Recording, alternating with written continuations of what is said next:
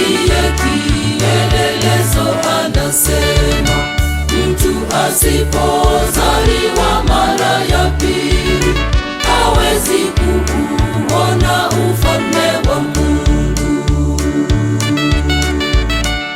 Kama Yesu kabatizwa ndani ya maji mengi Yordani, nawe ndugu njoni leo ubatize alivyobatizwa Yesu.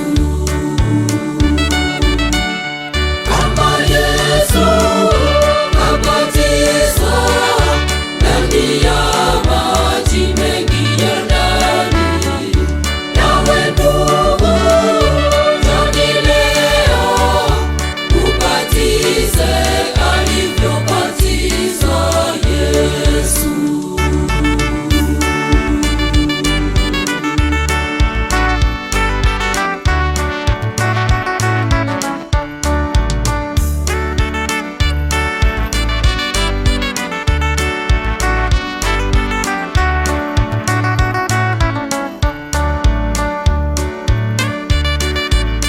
Ubatizo wa kweli ni wa kuzamishwa ndani ya maji mengi, kuashiria kufa katika dhambi kisha kufufuka katika maisha mapya ndani yake Yesu.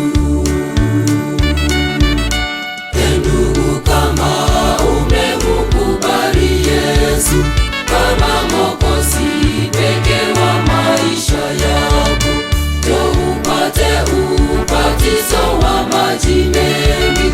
Umwamini Yesu uwe kiumbe kipya. Kama Yesu kabatizwa ndani ya maji